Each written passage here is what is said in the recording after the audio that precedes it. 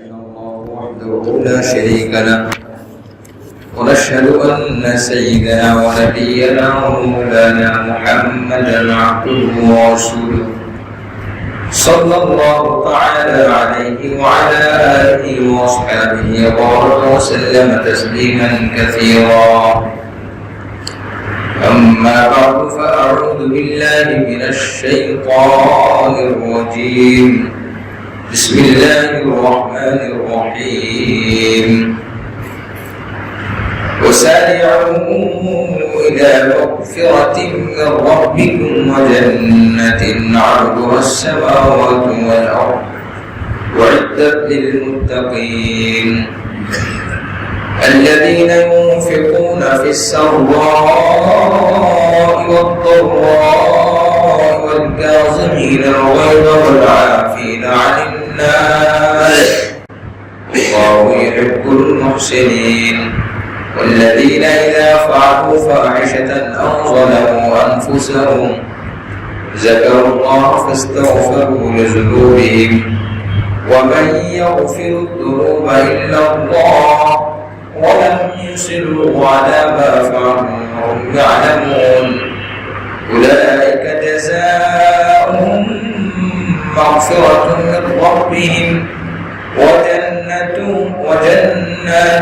تجري من تحتها الأنهار خالدين فيها ونعم أجر العاملين. صدق الله العظيم. اللهم صل على محمد وعلى آل محمد كما صليت على إبراهيم وعلى آل إبراهيم إنك حميد مجيد. اللهم بارك على محمد وعلى آل محمد كما باركت على إبراهيم وعلى آل إبراهيم إنك حميد مجيد. معزز حاضرين، ঈশার নামাজের পরে আল্লাহ পাক আমাদেরকে কোরআন পাকের তাফসীর পড়ার তৌফিক দান করেছেন। শুকরিয়া আদায় করি আলহামদুলিল্লাহ। সূরা আলে ইমরানের 133 নম্বর আয়াত থেকে তেলাওয়াত করা হয়েছে। আল্লাহ পাক আমাদেরকে কোরআন কারীমের সকল আয়াতের উপরে বিশ্বাস করে আমল করার তৌফিক দান করেন, আমিন। 130 নম্বর আয়াত থেকে নতুন রুকু শুরু হয়। 130 নম্বর আয়াতে আল্লাহ পাক চক্রবৃদ্ধি হারে সুদের কথা নিষেধ করেন, হারাম ইমানদাররা যেন কখনোই না খায়। এরপর আল্লাহ পাক জাহান্নামকে ভয় করার কথা বলেন, যে জাহান্নামে কাফেররা যাবে। এরপর আল্লাহ পাক বলেন, আল্লাহকে অনুসরণ করো এবং রাসূলকে অনুসরণ করো, তাহলে তোমরা দয়া প্রাপ্ত হবে। 130, 32, 31 এবং 32 এই তিন আয়াতে আল্লাহ পাক রব্বুল আলামিন এই কথাগুলো উল্লেখ করেন।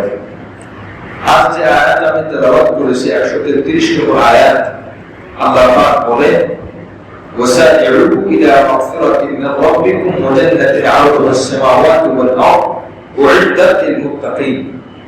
132 নম্বরে আল্লাহ পাক বললেন, তোমরা আল্লাহকে এবং রাসূলকে অনুসরণ করো, তবে তোমরা দয়া প্রাপ্ত হবে, দয়া পাবে। আর এই আয়াতে 133 নম্বর আয়াতে আল্লাহ পাক বলেন, তোমরা ওয়াসারি'উ দ্রুত করো, তাড়াতাড়ি করো। আল্লাহ পাক বলেন, তোমরা তাড়াতাড়ি করো। আর সময় নেই, সুযোগ নেই, সময় চলে যাচ্ছে। কোথায় কি করবে? দ্রুত। ইলা মাগফিরাতিন মিন রাব্বিকুম, তোমাদের রবের পক্ষ থেকে ক্ষমার দিকে দ্রুত করো। আর কিসের দিকে? ওয়া জান্নাতিন, ওই জান্নাতের দিকে। আরদুহাস সামাওয়াতু ওয়াল আরদ, যার প্রস্থ, যার চওড়া আসমান এবং জমিনের যে পরিমাণ খালি জায়গাতে দূরত্ব।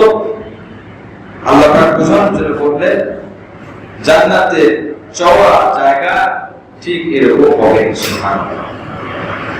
আর এই জান্নাত আল্লাহ পাক কাদের জন্য বানিয়েছেন? উ'ইদ্দাত লিল মুত্তাকিন, যারা মুত্তাকি আল্লাহ পাক তাদের জন্য প্রস্তুত করেছে। মুত্তাকিদের জন্য জান্নাত বানিয়েছেন, আর আগে বলল কাফেরদের জন্য জাহান্নাম বানিয়েছেন। এরপরে আল্লাহ পাক বলেন মুত্তাকি কারা। কোরআন কারীমের বহু জায়গায় মুত্তাকির বহু পরিচয় চলে গিয়েছে, তবে সব মুত্তাকি একরকম না। কিছু জায়গায় আল্লাহ পাক মুত্তাকি বলেছেন কুফরের বিপরীতে, অর্থাৎ এই কাজ করলে তুমি কাফের হয়ে যাবে, এই কাজ করলে না করলে তুমি কাফের হয়ে যাবে, আর এই কাজ করলে তুমি মুত্তাকি হবে। কিছু জায়গায় আল্লাহ পাক মুত্তাকি বলেছেন কুফরের বিপরীতে, এই কাজের দ্বারা কুফরি হয় আর এই কাজ না করলে মুত্তাকি হয়। যে মুত্তাকি সেই মুমিন। মুত্তাকি ঈমানের একটা উপরের স্তর। তিনতলা বিল্ডিং এর তিনতলা রোড থাকে, তো এটা বুঝে আসে দোতলা একতলা আছে। যে মুত্তাকি সে মুমিন। মুমিন হওয়া ছাড়া মুত্তাকি হতে পারে না, কিন্তু মুত্তাকি না হয়েও মুমিন হতে পারে। বিশ্বাস করে এটার নাম মুমিন, নামাজ কালাম পড়ে না বিশ্বাস করে সেও মুমিন, কিন্তু সে মুত্তাকি না। তো আল্লাহ পাক কোথাও মুত্তাকির ক্ষেত্রে বলেছেন যে সে কাফের না, মুত্তাকি, তার মানে সে ঈমানদার। আবার কোথাও আল্লাহ পাক মুত্তাকি বলেছেন যে এই লোকটা শুধু ঈমানদার না, ঈমানের উচ্চ স্তর বর্ণনার জন্য এ শুধু মুমিন না, এই লোকটা শুধু মুমিন না, বড় দ্বীনদার, বড় ধার্মিক বলি আমরা। ধার্মিকতা বোঝানোর জন্য আল্লাহ পাক কোথাও মুত্তাকি বলেছেন। তো এখানে আল্লাহ পাক মুত্তাকি যে বললেন কিসের বিপরীতে? কাফেরের বিপরীতে নাকি ধর্মের উচ্চতা মর্যাদার বিপরীতে, মর্যাদার ক্ষেত্রে? তার উত্তর হলো এখানে আল্লাহ পাক যে বলেছেন আমি মুত্তাকিদের জন্য জান্নাত বানিয়েছি, এখানে সামনে যে মুত্তাকির পরিচয় আসবে এটি হলো যে বান্দাদের যে স্তর আছে উচ্চ স্তরের বিবেচনায় এই গুণগুলো যার থাকবে সে উচ্চ স্তরে পৌঁছে যাবে, সে মুত্তাকি হবে, আর তার জন্য আমি আল্লাহ জান্নাত বানিয়েছি। সুবহানাল্লাহ। এখন আল্লাহ পাক বলেন দ্রুত করো কিসের দিকে? মাগফিরাতের দিকে, ক্ষমার দিকে। ইলা মাগফিরাতিন মির রাব্বিকুম, তোমাদের রবের ক্ষমার দিকে। ক্ষমা বলতে কি বোঝায়? তাফসীরের মধ্যে এসেছে ক্ষমা হলো কুল্লু মা ইউজিবুল মাগফিরা, প্রত্যেক ওই কাজ যেই কাজ করলে আল্লাহ পাক মাফ করেন সেই কাজ তোমরা বেশি বেশি করো। সুবহানাল্লাহ। যেমন জি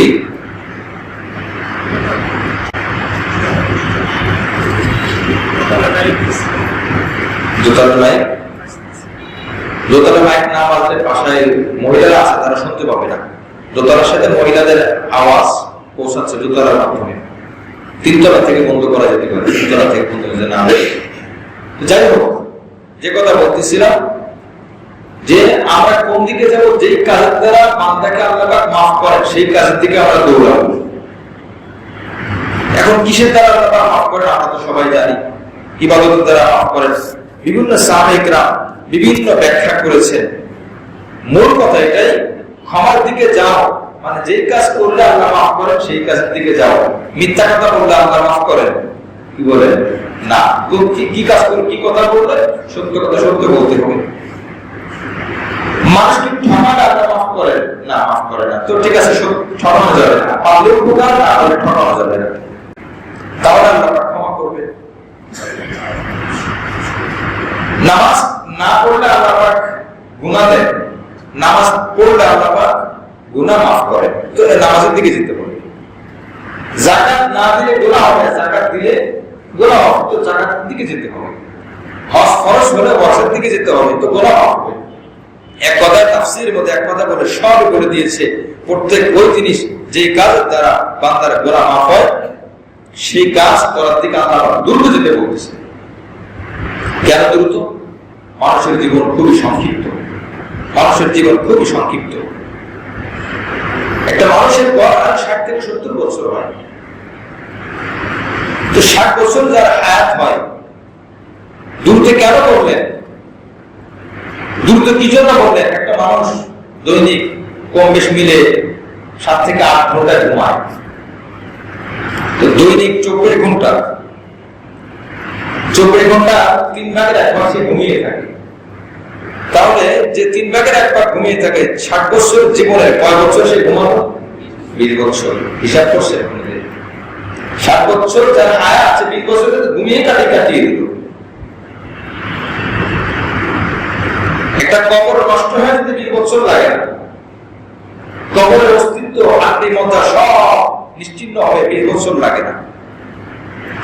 2 নম্বর, মানুষের কর্মজীবনে যায়, কর্ম করে, শিক্ষা জীবন, কর্মজীবন, চাকরির জীবন, যদি কমপক্ষে সব মিনিট 6 ঘন্টা ধরা হয়, তাহলে দিনের 4 ভাগের 1 ভাগ। তাহলে 60 বছরের কত বছর কর্মজীবনে গেল? 15 বছর। 15 বছর দুনিয়ার কাজ করতে করতে, 20 বছর ঘুমাইতে ঘুমাইতে, 15 আর 20 35 বছর, 4 বছর, 25 বছর। বাল্যকাল, শিশুকাল, শৈশবকাল, বাবার আগে 13-14 বছর, 13-14 বছরের কম ধরে 10 বছর যদি ধরি, 10 বছর তো এমনি হেলায় খেলায় কেটে গেল। এই হিসাবটা কি বাস্তব নাকি অবাস্তব? কি বলেন? আপনি সারাদিন 24 ঘন্টা থেকে বাড়ানোর সুযোগ নাই, 1440 মিনিট বাড়ানোর সুযোগ নাই 24 ঘন্টায়। তো 35 বছর ঘুমে আর কর্মজীবন, 3 নম্বর শিশুকালে 10 বছর কেটে গেল। 35 আর 10 45 বছর।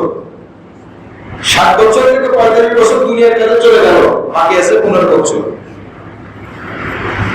এরপর আসে খাওয়া দাওয়া, বাথরুমে যাওয়া, গোসল করা, বাচ্চাদেরকে স্কুলে নিয়ে যাওয়া, আরো সেখানে আরো কাজ আছে।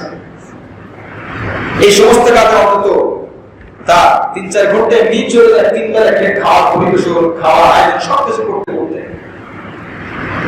যদি আমরা কমপক্ষে 2 ঘন্টাও ধরি, তাহলে সারাদিনের কত ভাগ? 12 ভাগের 1 ভাগ। মুআজ্জাজ হাজিরিন, একজন 60 বছর যার বয়স হলো, হিসাব করে দেখা গেল সে 10 থেকে 12 বছর ইবাদত করলো। তাহলে আল্লাহ যে বললেন, ওয়া খালাকতুল জিন্না ওয়াল ইনসা ইল্লা লিয়াবুদুন, আমি তোমাকে আমার ইবাদতের জন্যই সৃষ্টি করেছি, অন্য কোনো কাজ করতে পারবে না। তো আল্লাহ পাক কাজ করতে পারবেন না, পারবো না, এটা বলতে না, আমার কাজও দিয়ে দিয়েছে। খুব হিসাব করা, নিজে নিজে হিসাব করে ইবাদত কি করলাম বলে। এই 15 বছর যে ইবাদত, যদি ইবাদতের জন্য অবসরটা কি, অবসরটা আমি ইবাদত করি, আসরের পর অফিস নাই, কি করলাম? গল্প গুজবে কাটিয়ে দিলাম। মাগরিবের পর অফিস নাই, গল্প গুজবে কাটিয়ে দিলাম। ঈশার পরে কাজ কর্ম নাই, 12টা-11টার মধ্যে এমনি সেমনি কেটে গেল। তাহলে হিসাব করে দেখা যায় 60 বছর যারা হায়াত আল্লাহকে দিয়েছে, ইবাদত করেছে 5 থেকে 6 বছর। যদি একদম বেশিও ধরি, 10 বছরের বেশি যাবেই না। তো 60 বছর আল্লাহ আমাকে দিলেন, আর আল্লাহকে আমি দিলাম মাত্র 10 বছর। অথচ আল্লাহ পাক বলেন আমার ইবাদতে সারাদিন কাটিয়ে দাও। কি করলাম? এবার আসে, তাহলে কি উত্তর, কি করবো? হ্যাঁ, যদি কেউ খেয়াল না করে, তার 60 বছর জীবনে 10 বছরই পাবেন, 15 বছর হারিয়ে গেল। আর যদি খেয়াল করে চলে, বান্দাদের হিসাব করে চলে, বান্দার ভাত খাবে, খাবার খাবে, সুন্নাত তরিকা যদি খাবার খায়, ওই খাওয়াটা পুরোটা ইবাদত লেখা হবে। সুবহানাল্লাহ। বান্দা বাথরুমে যাবে, সুন্নাত তরিকা নবীর আদর্শ অনুযায়ী বাথরুমে যায়, নবীও বাথরুমে গিয়েছেন। কি বলেন, নবী কি দুনিয়ার কাজ করেন নাই? নাকি কিন্তু দিনের কাজই করছেন? আপনি যদি বলেন নামাজ, রোজা, হজ, যাকাত, উমরা, তেলাওয়াত, জিকির, আজকার, জিহাদ, তাবলীগ, এগুলো শুধু দিনের কাজ, বাকিগুলো দিনের কাজ না, কথাটা বুঝেন। তাহলে বাথরুমে যে নবী গেলেন, নবী বড় দিনের কাজ করছেন? নবী খাইলেন, দুনিয়ার কাজ করছেন? দুনিয়াদার নবী। বিবাহ সাথে করছেন কিনা? উম্মত অধিকার থাকলে সারা বছর 4টে, আমার নবী করছে 11টি। নবী তো বেশি দুনিয়াদার, আলহামদুলিল্লাহ। কি বলে, কথা ঠিক কিনা? নবীর কোন কাজ কি দুনিয়া?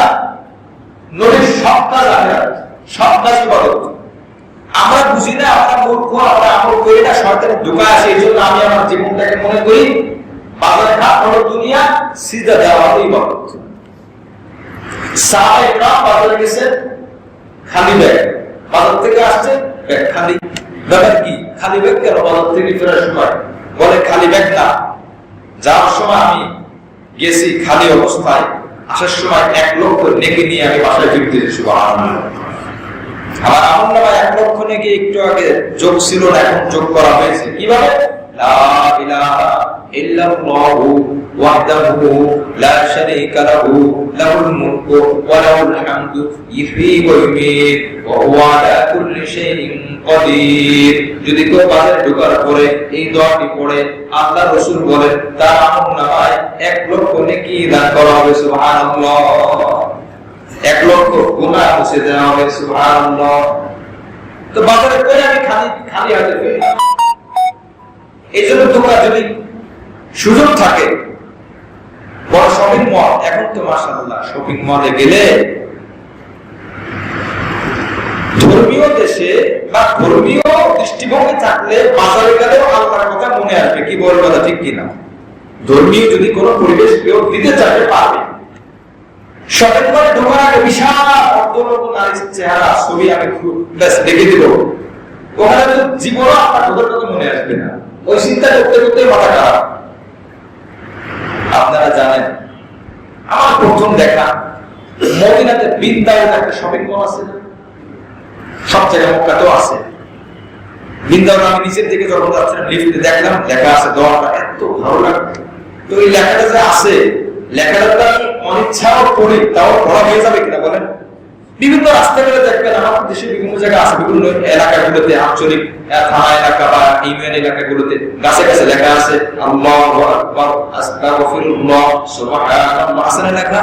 যদি কেউ নাও পড়ে ইচ্ছায় তো পড়া হয়ে যায়। যে আমি তাসবিহ নিয়ত রাখি, কি লেখা আছে দেখি, তো যা লেখা আছে তো পড়তে গেলে তাসবিহ হয়ে গেল। তো ওই সঠিক করে লেখা আছে লা ইলাহা ইল্লাল্লাহু ওয়াহদাহু লা শারীকা লাহু লাহুল মুলকু ওয়া লাহুল হামদু ইহয়ী ওয়া ইউমীত ওয়া হুয়া আলা কুল্লি শাইইন কাদির। আমি এমনি পড়তেছিলাম, দেখি আমার একটু বাজারে ঢোকার তো নারীর ছবি তো দেওয়ার পর বিশেষ ফায়দা নাই। মুআজ্জাজ হাজিরিন, যাদের সুযোগ আছে কয়েকজন মিলে একটা বড় বাজার তৈরি করলো, কয়েকজন মিলে একটা দোকান তৈরি করলো, যদি সুযোগ থাকে তো ওই লেখাটা স্টিকারে লাগিয়ে যদি ওখানে রেখে দেয়, বড় করে আসতে থাকে, যে যত মানুষ আসবে, যত মানুষ অনিচ্ছায় পড়বে, বলেন তো যিনি আয়োজন করলো তিনি সওয়াব পাবেন কি পাবেন না? অবশ্যই পাবে, অবশ্যই পাবে। তাহলে আমি আয়োজন করলাম, তো বাজারে গেল, সেখানে আল্লাহর কথা ভুলার সুযোগ নাই। অথচ বাজার তো দুনিয়ার জায়গা সম্পূর্ণ, যেখানে রাসূল বলেছেন দুনিয়ার সবথেকে নিকৃষ্ট জায়গা কোথায়? বাজার। সে বাজারেও আল্লাহর কথা মনে পড়লো।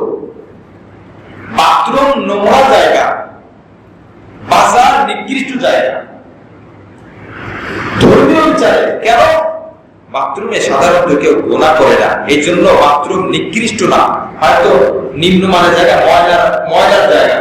কিন্তু বাজার যতই আপনি পরিষ্কার রাখেন, Bashundhara shopping mall, Jamuna shopping mall, আরো যত ভিআইপি যত আপনার শপিং মল গুলো আছে, যতই আপনি আকর্ষণীয় করে দিলেন, কিন্তু সেখানে গোনা হয় কি হয় না? আপনি যতই আকর্ষণীয় করে দিলেন, নবী বলেছেন এটা নিকৃষ্ট জায়গা, তার কারণ হলো ওই জায়গায় গোনা সাইলা, গোনা ওই জায়গার উপরে অভিশাপ নাযিল হয়।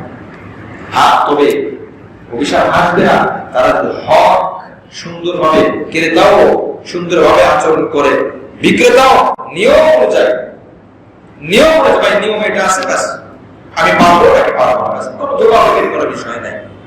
আমরা বেশি লাভের জন্য, আমি তাকে আকৃষ্ট করার জন্য আমার সব ভিতরের খবর তাকে বলে দিই, যাতে করে সে আমাকে বিশ্বাস করে আমার জিনিসটা নিয়ে নেয়।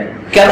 আমার কাপড়টা তাকে নেওয়ানোর জন্য আমি মিথ্যা কথা বললাম করো, আমি 60 বছর ভোগ করবো মিথ্যা কথা বলে, আর এই মিথ্যার কারণে আজীবন আমি কষ্ট ভোগ করবো। একমাত্র দিন না বোঝার কারণে এই সমস্যাগুলো। আমি কাপড় বিক্রি করে এই টাকাটা আমার জন্য কতটা হারাম ছিল। নবী বলেন যারা ব্যবসা বাণিজ্য করে হক হালালের সাথে, এই ব্যবসায়ীরা আমি নবী আমার সাথে থাকতো। সুবহানাল্লাহ।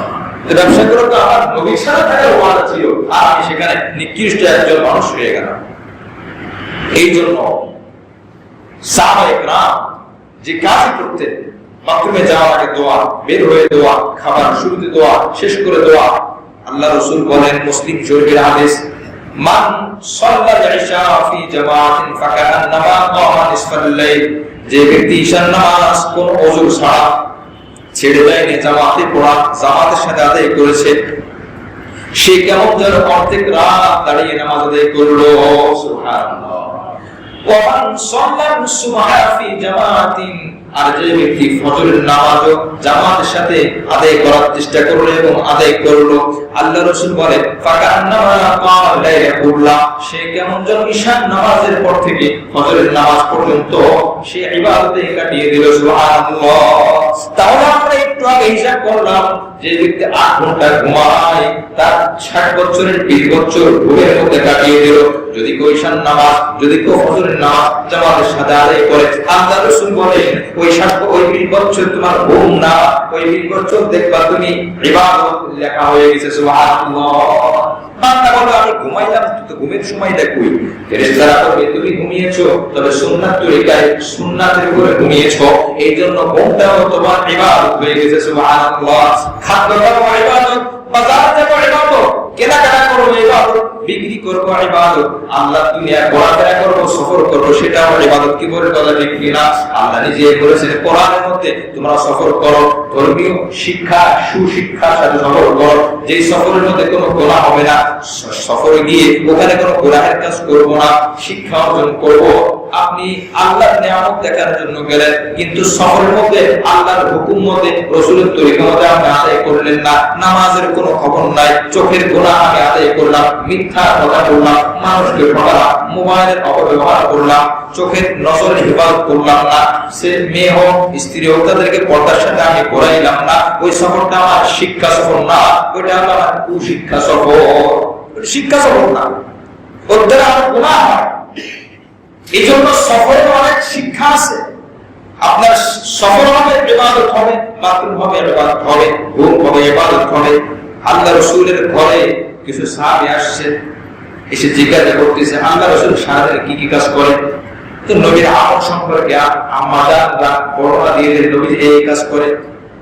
তো সাহাবায়ে কেরামের মধ্যে বুখারী শরীফে আছে এই ধারণা হলো, নবী যে আমল করে এই আমলটা একটু কম কম মনে হয়। সাহাবায়ে কেরামের ধারণাটা হাদিসের মধ্যে উল্লেখ করা, নবী খাবার খায়, ঘুমায়, নামাজ পড়ে, আবার স্ত্রীদের সাথে সময় দেয়, ঘরে সময় দেয়। তো সাহাবাদের কাছে দেখেন, আমাদের মন মানসিকতা একটু পরিবর্তন করা দরকার। আমরা শুধু মনে করে মসজিদে যে নামাজ আছে সেও ইবাদত করতেছে, অথচ যে মাছ বলা, যে তরকারি বলা, তরকারি বলে সকালে বেলায় তরকারি বিক্রি করে, আপনি জানেন না সে আল্লাহর হুকুম মতে চলে, আল্লাহর হুকুম মতে ওঠে, আল্লাহর হুকুম মতে ঘুমায়, আল্লাহর হুকুম মতে বিক্রি করে। প্রত্যেকবার যে তরকারি মাছ লাগবে, তরকারি লাগবে, পটল লাগবে, পেঁয়াজ লাগবে, প্রত্যেকবার বলার কারণে তার আমলনামায় নেকি লেখা হয়। সুবহানাল্লাহ। কত প্রমাণ লাগবে? হাজার হাজার প্রমাণ আছে। আমরা সংকীর্ণতা ধর্মের বিষয়গুলোকে খুব সংকীর্ণ করে ফেলছি। শুধু ওয়াজ ইবাদত, শুধু ওমরা ইবাদত, শুধু কোরআন তেলাওয়াত ইবাদত, শুধু জিহাদ যাওয়া ইবাদত, শুধু তাবলীগ যাওয়া ইবাদত, শুধু যাকাত দেওয়া ইবাদত, শুধু মাদ্রাসায় পড়া ইবাদত, মাদ্রাসায় পড়া ইবাদত। স্ত্রীর সাথে হাদিসের মধ্যে এসেছে, স্ত্রীর সাথে হাসি মুখে যখন কথা বলে, আনন্দ করে, আল্লাহ রাসূল বলেন নফল নামাজ থেকে ওটা দামি। জোরে বলে সুবহানাল্লাহ। এখন স্ত্রীর সাথে কথা বলবে, এটা দুনিয়ার কাজ, জীব অবস্থা, দিনটাকে আমরা সংকীর্ণ করে ফেলেছে। বড় একটা কারণ আমরা ধর্মের ব্যাপারে 100 ভাগে 10 ভাগ জানতাম, এই ধরনের আকীদাগুলো আমাদের থেকে ছড়ানো। কি বল কথা ঠিক কিনা? আপনার স্বীকার করতে হবে ওই লোক বাজারে বসে বসে বিক্রি করতেছে, আপনার বলতে হবে যদি রাসূলের তরিকা মতো হয়, সে ওখানে বসে বসে, আপনি মসজিদে নামাজ পড়তেছেন, সে বসে বসে ওখানে ডিম বিক্রি করতেছে, সে ইবাদত করতেছে। আপনি নামাজের সুযোগ আছে তাই আপনি নামাজ পড়তেছেন, তার নামাজের সুযোগ নাই, তার পেট চলবে কি করে, তার সংসার চলবে কি করে, এই জন্য সে ডিম বিক্রি করে। আপনি নামাজ পড়ে যে সব পাবেন, ও ডিম বিক্রি করে সেই সব জুড়ে বলে সুবহানাল্লাহ। কি বলেন কথা ঠিক কিনা? অযুক্তি করে আপনি দেখেন কেন আমি ইসলামটাকে সংকীর্ণ করে ফেলছি। সে চা বিক্রি করতেছে, আপনার নফল নামাজ একটা চার দাম আল্লাহর কাছে কম না, তার প্রয়োজন, তার বুঝ মাথায় আপনার হয়তো বা সুযোগ আছে, আলহামদুলিল্লাহ আপনি ওই ব্যক্তির থেকে ভালো যে ব্যক্তির সুযোগ আছে ইবাদত করে না তার থেকে আপনি ভালো। কি বল কথা ঠিক কিনা? আপনি আপনাকে ওই ব্যক্তিকে ভালো করতে পারেন না, চা বিক্রি করে, কত ডিম বিক্রি করে, কত মাছ বিক্রি করে, ও তো আমার থেকে রকম মাছ কম করে, আমি প্রতিদিন 50 টাকা করি, ও প্রতিদিন 10 টাকা করে না, ও আমার থেকে কম দামি। এই কথাটা আপনি মনে করেন আপনার ইবাদত আপনাকে জান্নাতে নেবে না। এই ইবাদত আপনি করতে পারবেন না। আপনার ইবাদতের অহংকারের মধ্যে ঢুকে আছে। এটা বলে ইবাদতের অহংকার। সম্পদের অহংকার আছে, সম্পদের অহংকার আছে, পোশাকের অহংকার আছে, ক্ষমতার অহংকার আছে, সন্তানের অহংকার আছে, পদমর্যাদার অহংকার আছে, গাড়ি বাড়ির অহংকার আছে। ইবাদতের কিন্তু অহংকার আছে কি আছে না বলেন? আমি 100 প্রথম কোরআন তেলাওয়াত করছি, খুব গর্বের সাথে বলেন এই ইবাদতের অহংকার। আর অহংকার ইবলিস সর্বপ্রথম যে কাজটা করছে সেটা হলো অহংকার করছে। ইবলিস শয়তান হয়েছে অহংকারের কারণে। ইবলিসের প্রথম দোষ ছিল অহংকার। আমি আগুন থেকে তৈরি, আমার ইবাদত অনেক বেশি, আমি লাখ লাখ বছর ইবাদত করেছি, আদম মাটির থেকে তৈরি, আদম আমার থেকে কম দামি, তার ইবাদত নাই, তো আমি তাকে চিন্তা করবো কেন? কোরআন আল্লাহ তাকে বলে দিলেন যে সে অহংকারের কারণে তার ইবাদত সব ধ্বংস হয়ে গেছে, সব ধ্বংস হয়ে গেছে। এই জন্য ইবাদত যারা আমরা করি, ইবাদতের অহংকারের মধ্যে আমি নিমজ্জিত কেন চিন্তা করা দরকার। এই অহংকারের জন্য না আসে ভাই। আল্লাহ রাসূল বলেন জাররা পরিমাণ মানে বলে এমন ধুলাবালি যেটা সবসময় উঠতে থাকে, চোখেও আসে না, এই পরিমাণ অহংকার যার দিলের মধ্যে থাকবে সেই ব্যক্তি জান্নাতে যেতে পারবে না। জাররা পরিমাণ অহংকারটা বাইরে রেখে জান্নাতে যেতে পারবে, এছাড়া সম্ভব না। আল্লাহ রাসূল বলেন। এই জন্য মুআজ্জাজ হাজিরিন, ওই যে বলতেছিলাম সাহাবায়ে কেরাম নবীর ইবাদতের খবর নেওয়ার জন্য বাসায় গেছে, মনে আছে কিনা? কি মনে করছে তারা? নবীর ইবাদত কম না বেশি? কম মনে করছে। একজন বলে নবী তো নবী আমল না করলেও চলে, আমি নিয়ত করলাম সারা জীবন শুধু রোজা রাখবো, আমি আর রোজা ছাড়বো না, রোজা রাখাটাই ইবাদত মনে করতেছে সে। নবী তো রোজা না রাখার সমস্যা, নফল রোজা। আর একজন বলে আমি জীবনে বিবাহ সাথে করবো না, নবী বিবাহ করেছে, নবীর আমল অনেক বেশি, নবীর আমল কম করলেও সমস্যা নাই, আমার আমল বেশি করা দরকার। বিবাহ করলে স্ত্রী সামলাইতে হবে, পরিবার সামলাইতে হবে, সন্তান সামলাইতে হবে, শ্বশুর বাড়ি সামলাইতে হবে, সম্বন্ধে সারা সম্বন্ধে সামলাইতে হবে। এত ব্যস্ততা থাকলে আমল করতে পারবো না, তাই পাপ এগুলো পাপ, এই জন্য আমি বিবাহ করবো না। আর একজন বলে নবী সারা যদি ঘুমিয়ে থাকে, নবীর ইবাদত দেখা হয়, আমি তো একজন সাধারণ উম্মত, আমি আজকের থেকে পণ করলাম আমি সারা রাত ঘুমাবো না, ঈশান নামাজ পড়ে খাবারকে নামাজ দাঁড়িয়ে যাবো, ফজরের পর্যন্ত নামাজ দাঁড়িয়ে থাকবো, আমি সারা রাত ঘুমাবো না। এরকম যারা গেছে এক একজন এক একটা পণ করছে। নবীজি আসছে, বুখারীর হাদিস, নবীজি এসে বলেন তোমরা কি এই ব্যক্তি এই কথাগুলো বলেছো কিনা? বলে জি ইয়া রাসূলুল্লাহ বলেছি। তখন নবী আলাইহিস সালাম বলেন দেখো আমার ইবাদত তোমাদের কাছে কম মনে হয়েছে, এই জন্য তোমরা নিয়ত করেছো তোমরা বিবাহ করবে না, সারা রাত ইবাদত করবে, সারা জীবন রোজা রাখবে, একটা রোজাও ছাড়বে না। শোনো আমি নবী বলে দিলাম, আমি ইবাদত কম করি আর বেশি করি তোমাদের কাছে কম বেশি মনে হতে পারে, মনে রেখো আল্লাহকে সবথেকে বেশি ভয় করে আমি মুহাম্মদ সাল্লাল্লাহু আলাইহি ওয়াসাল্লাম, আমি আল্লাহকে বেশি গোলাম করি, আমি আল্লাহর বেশি গোলামি করি, আমি আল্লাহর বেশি ইবাদত করি। সুতরাং যদি আমার ইবাদতের সাথে তোমার ইবাদত মিলে যায়, ভালো করে এই জায়গাটা বুঝতে জায়গা, আমার ইবাদতের মতো তোমাদের ইবাদত হয়ে যায়, আমি বিবাহ করেছি, আমার সন্তানও আছে, আমি রাত্রে নামাজ পড়ি, আমার রাত্রে ঘুমাই, তুমি নিয়ত করছো সারা রাত ঘুমাবে নামাজ পড়বা না, এটা আমার আদর্শ না। আমার আদর্শ ঘুমাবা, আমার নামাজ পড়বা, কি বলেন কথা ঠিক কিনা? তুমি নিয়ত করেছো সারা জীবন রোজা রাখবা না, আমার আদর্শ আমি নফল রোজা রাখি, আমি নফল আমার মধ্যে রোজা রাখি না, এটা আমার আদর্শ। শোনো যদি আমার আদর্শ মতে তুমি তোমার জীবনটা চালাও, পুরো জীবনটা ইবাদতই লেখা হবে সুবহানাল্লাহ। এরপর রাসূল কি বললেন যে গুরুত্বপূর্ণ কথা, যে ব্যক্তি মান তারাকা সুন্নতি, যে ব্যক্তি আমার আদর্শ মানলো না, আমার কথা মানলো না, আমার ইবাদতকে কম মনে করলো, আমার ইবাদতের পথে সে চললো না, সে আমার উম্মত হতে পারবে না। তাই কি মনে করেন সারা জীবন রোজা রাখলে তো নবীর বেশি উম্মত হওয়ার কথা, আর নবী কি বললেন?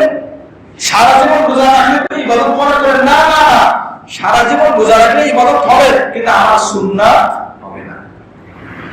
নবী এখানে বুঝাইলেন, তুমি যে মনে করতেছো দুনিয়ার কাজ তুমি আলাদা ভাগ করে ফেলেছো, এটা দুনিয়া, এটা আখিরাত, এটা জান্নাত, হ্যাঁ এটা দুনিয়া, না না না, আমার কর্মের মধ্যে দুনিয়া বলতে কোনো শব্দ নাই। কি বলবো কথা ঠিক কিনা? নবীর কোন কর্ম দুনিয়ার কোন কর্ম না। নবীর দ্বীনওয়ালা নবী, নবীর জান্নাতওয়ালা নবী, নবীর কোন কর্ম আপনার দুনিয়াওয়ালা না। নবী ঘরে বসেছেন, নবী গল্প করেছেন, নবী কথা বলেছেন, নবী হাস্যজ্জ্বল চেহারা দিয়ে সাহাবায়ে কেরামের সাথে কথা বলেছেন, নবী বাজারে গিয়েছেন, নবী মজাক করেছেন, নবী পানাহার করেছেন, নবী বাথরুমে গিয়েছেন, নবী আপনার রাতে ঘুমিয়েছেন, সবটাই ইবাদত।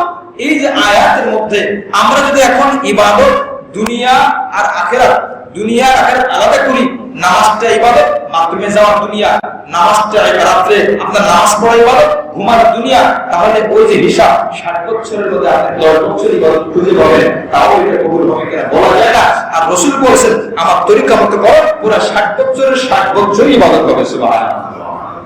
এই এতগুলো কথা বোঝানোর জন্য, এই বিষয়গুলো বোঝানোর জন্য এই লম্বা আলোচনা। ওয়াসাবিউ ইলা মাগফিরাতিন মির রাব্বিকুম, দ্রুত চলতে থাকো। তাহলে মূল কথাটা এটা, যদি আমার কাজের মধ্যে সুন্নাত তরিকায় হয়, আমি বিছানায় শুয়ে আছি, শুয়ে শুয়ে আমি নেকি অর্জন করতে পারবো। আমার শোয়াটাও ইবাদত, আমার বসাও ইবাদত, আমার ঘুমানো ইবাদত, আমার দাঁড়ানো ইবাদত। আমি সকালবেলা ব্যায়াম নিয়ে হাঁটতেছি, ওইটাও কি বলেন? ইবাদত। একজন মানুষ হাঁটতেছে আর জিকির করতেছে ভিতরে ভিতরে, অথবা এই নিয়ত করতেছে আল্লাহ আমি হাঁটতেছি কেন? আমি সুস্থ থাকবো। আমার নিয়ত কি আল্লাহ আমি হাঁটলে সুস্থ থাকলে আপনার ইবাদত ভালো করে করতে পারবো।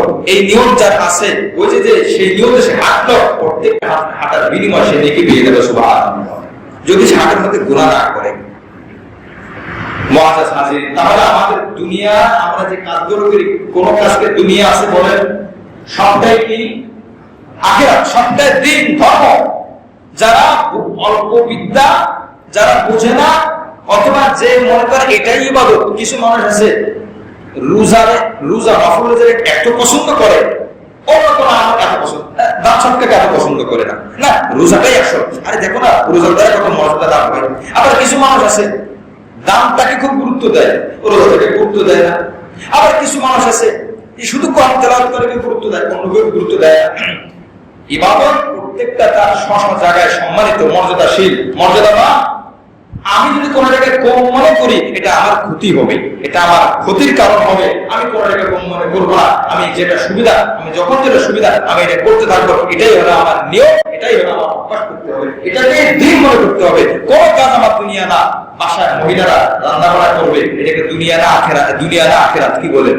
আখিরাত। যদি আপনি ওইভাবে করেন তো ওটা দুনিয়া হবে, আর যদি সুন্নাত তরিকা করেন এটা আখিরাত হবে। নবী আলাইহিস সালামের স্ত্রীদেরকে শিখিয়ে দিয়েছেন এদের কাজটা দুনিয়া না, এটা দুনিয়া না। সন্তানকে লালন পালন করা দুনিয়া নাকি দিন?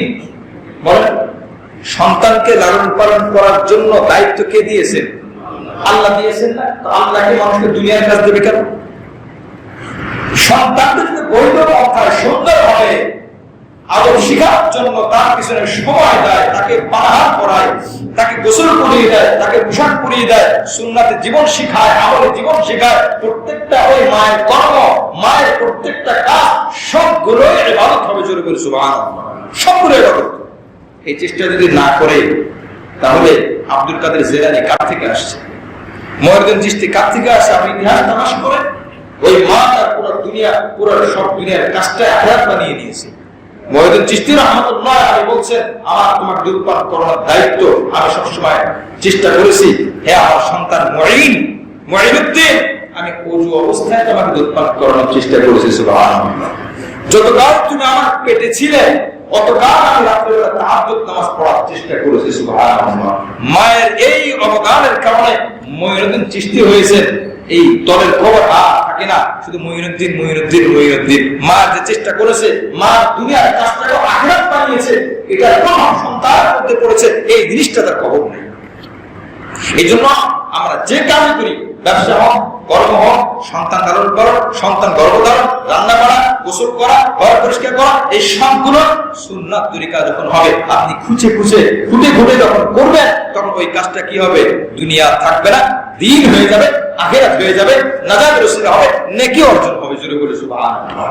এটার নাম হলো পরিপূর্ণ ধর্ম ইসলাম। পরিপূর্ণ ধর্ম ইসলাম, পরিপূর্ণ শিক্ষা, কোরআন সুন্নাহর শিক্ষা, আংশিক না, পরিপূর্ণ।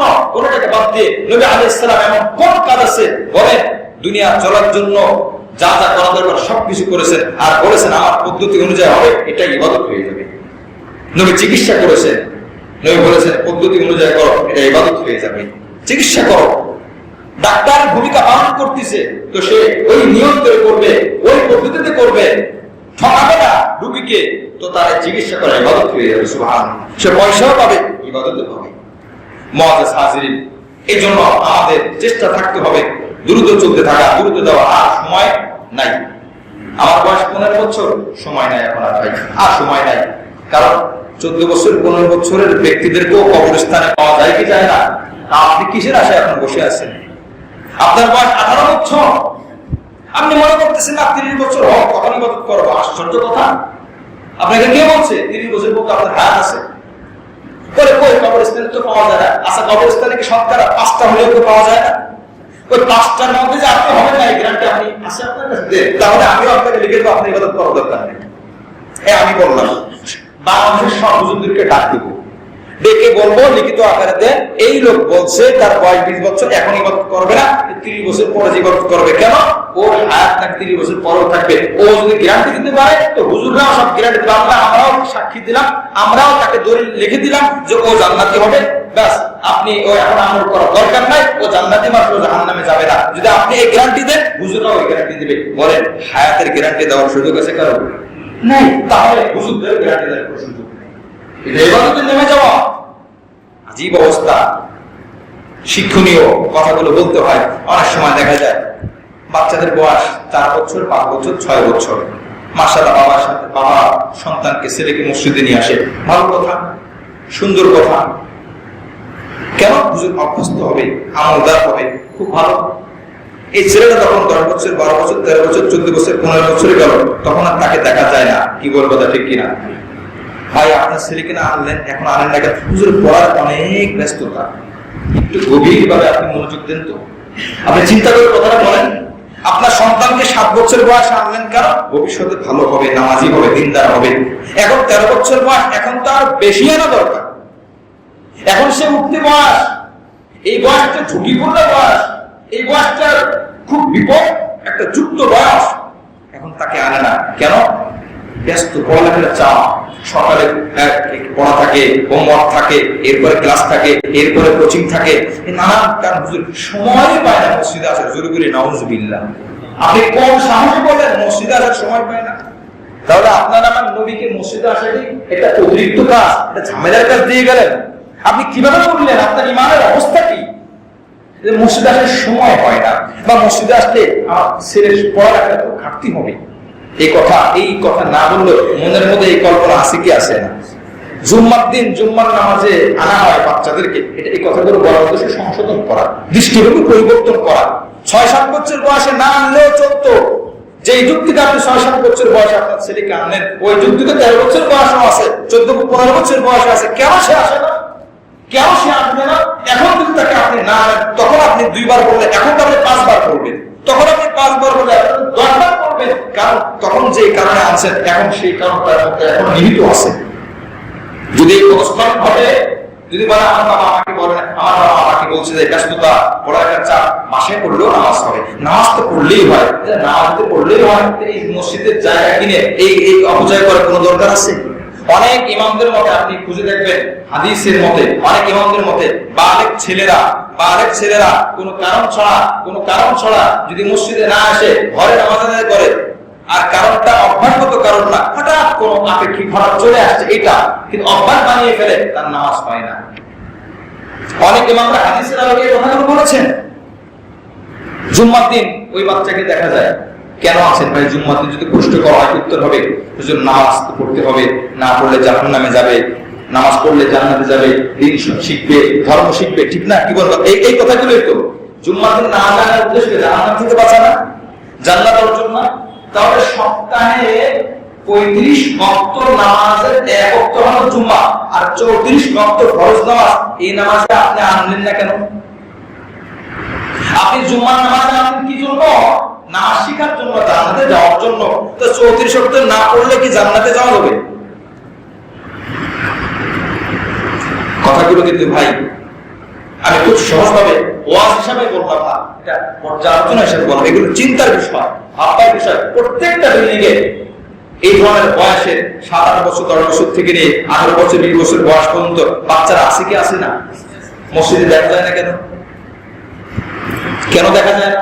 এটা আমার ইমাম সাহেবের সব দায়িত্ব না, আপনার দায়িত্ব, সবার দায়িত্ব।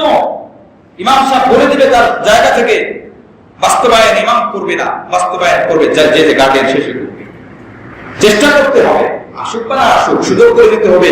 ওই বাচ্চাটার খাবারের একটা সময় আছে, ওই বাচ্চার ঘুমের একটা সময় আছে, ওই বাচ্চার কোচিংয়ে যাওয়ার সময় আছে, ওই বাচ্চার গোসলের সময় আছে, ওই বাচ্চা একটু বিশ্রাম নেওয়া, একটু আনন্দ ফুর্তি করার সময় আছে। সব সময় হলো মসজিদে আসার সময় হলো না। কথাগুলো কি ভাই কষ্ট লাগতেছে? চিন্তা করেন, অনুরোধ থাকবে একটু চিন্তা করেন। আর অনুরোধ কেন? মসজিদের মধ্যে এই সংখ্যাগুলো দেখা যায়, বেশিরভাগ 30-40 বছরের উপরে সংখ্যা, মুরব্বীদের সংখ্যা দেখা যায়। এর দ্বারা বুঝে আসে যুবকরা 15-18 বছর 20 বছর দ্বারা এদের কেউ কারণ মৌত মনে হয় হবে না, অথবা নামাজ মনে এখন ফরজ হয় নাই। কিতাবের কথা 15 বছর যে ছেলের বয়স তার প্রত্যেকে নামাজ ফরজ। আর যার নামাজ ফরজ তার জামাতের সাথে নামাজ পড়া ওয়াজিব। যার নামাজ ফরজ, যে পুরুষের জামাতের সাথে নামাজ পড়া ওয়াজিব, ওয়াজিব তরক করলে গুনাহ হয়। বেতের নামাজ পড়া ওয়াজিব, ঈদের নামাজ পড়া ওয়াজিব, ওয়াজিব তরক করলে গুনাহ হয়। মুআজ্জাজ হাজিরিন, এইজন্য সংশোধন দরকার। ওয়াজ এত দরকার নাই, সংশোধনের জায়গা চিহ্নিত করে করে আপনি সংশোধন করেন। আপনার সন্তান কেন, আপনি ফজরে আসলেন, আপনি জোহরে আসলেন, আপনি প্রত্যেক ওয়াক্তে আসলেন, আপনার সন্তানকে একবারও বললেন না, আপনাকে কিন্তু আল্লাহ জিজ্ঞাসা করবেন। হ্যাঁ, আমার সন্তানকে বলার দায়িত্ব আমার, বোঝানোর দায়িত্ব আমার। না আসলে আমার কোনো অসুবিধা নাই, আল্লাহ পাক আমাকে মাফ করবেন, বলার কারণে সওয়াব দান করবেন। জয় বলি সুবহানাল্লাহ। আপনার পাশে মেয়ে আছে, সময় যখন হয়ে যাবে, আযান হয়ে যাবে, আপনার মেয়েকে, আপনার বোনকে, আপনার স্ত্রীকে, আপনার অধীনস্থ যে আছে বলবেন নামাজের ব্যবস্থা করে দিবেন, নামাজ এখন আদায় করো, তোমার জন্য যেহেতু ঘরে নামাজ, নামাজ আদায় করো। এই নামাজ পড়েছ, খবর নেওয়া। ব্যস্ততার কারণে অনেকে নামাজ পড়ে কিন্তু কাজা করে ফেলে, কাজা করে ফেলে। এই কাজা করলে মনে রাখবেন, ওযুর সহিত নামাজ পড়া ফরজ নাকি সুন্নাত? ওযু না থাকলে ওযুর সাথে নামাজ পড়া কি ফরজ? কিবলা দিক ফিরে নামাজ পড়া, যদি কেউ কিবলা দিক ছাড়া অন্যদিকে নামাজ পড়া, নামাজ হবে? নামাজ তো হবে না। এগুলো ফরজ। সময় মতো নামাজ পড়াও ফরজ। জোহরের নামাজ পড়া ঠিক যেমন ফরজ, সময় মতো পড়া ঠিক তেমনই ফরজ। না পড়লে এক গুনাহ হবে। আর যদি কাজা করে, পড়েছে তবে কাজা করেছে, তারও গুনাহ হবে। এইজন্য একই সাথে দুই ফরজ, নামাজ আদায় করতে হবে প্লাস সময় মতো আদায় করতে হবে। আপনি আদায় করেছেন কিন্তু আপনি সময় মতো করেন না, ফরজ তরকের গুনাহ করেছেন, আপনি কবিরা, আমি কবিরা গুনাহ করেছি। এখন আমার আল্লাহর কাছে মাফ চাইতে হবে ইস্তিগফার, তওবার মাধ্যমে। সে আমি ছেলে হই, আমি মেয়ে হই, বালক হয়ে গেলে এই দায়িত্ব আমার। কি বল কথা ঠিক কিনা? আল্লাহ পাক আমাদের সকলকে জামাতের সাথে নামাজ আদায় করার তৌফিক দান করেন, আমিন। ওয়াসারিউ ইলা মাগফিরাতিন মির রাব্বিকুম ওয়া জান্নাতিন, এমন জান্নাতের দিকে আরদুহাস সামাওয়াতু ওয়াল আরদ উইদাত লিল মুত্তাকিন। আল্লাহ পাক বলেন জান্নাতের দিকে যাও, যে জান্নাতের প্রস্থ চওড়া চওড়া, দৈর্ঘ্য বড় হয় না চওড়া বড় হয়? দৈর্ঘ্য বড় হয়, চওড়া কম হয়। আল্লাহ পাক বলেন আসমান জমিনের চওড়া যতটা বুঝানোর জন্য বলা হয়েছে, জান্নাতের চওড়াটা এরকম। সুবহানাল্লাহ, এটা বোঝানোর জন্য বলা হয়েছে। আজ পর্যন্ত কেউ আসমান পর্যন্ত যাইতে পারে না, আশা করা যায় কিয়ামত পর্যন্ত যেতে পারবেও না। এত গতি সম্পন্ন কোন যান, দ্রুত যান তৈরি করতে পারে না, আশা করা যায় পারবেও না। আলোর গতি সব থেকে বেশি 1,86,000 মাইল, সব থেকে বেশি। আলোর গতি সম্পন্ন কোন বস্তু তৈরি করতে পেরেছে? পারে নাই। এই আলো এমন বহুত গ্রহ, বহুত জায়গা আছে, যে জায়গায় এখনো পর্যন্ত দুনিয়া সৃষ্টি হওয়ার পরে, একটু চিন্তা করেন, দুনিয়া আল্লাহ পাক সৃষ্টি করার পরে এই আলো অতদূর পর্যন্ত এখনো পৌঁছায় না। চলে গেল সুবহানাল্লাহ। তাহলে আসমান কোথায়? আসমান তো দূরের কথা, আগের যেই আপনার জায়গাগুলো আছে, এই জায়গাগুলো এখন আমরা পৌঁছাইতে পারি নাই, তাহলে আপনি কি জান তৈরি করবেন? এই জন্য জান্নাত আল্লাহ পাক মুত্তাকিদের জন্য বানিয়েছেন। মুআজ্জাজ হাজির, এই মুত্তাকি কারা সামনের আয়াতে আসবে। আল্লাহ পাক আমাদের সকলকে পাক্কা মুত্তাকি হয়ে দুনিয়া থেকে বিদায় নেওয়ার তৌফিক দান করেন, আমিন।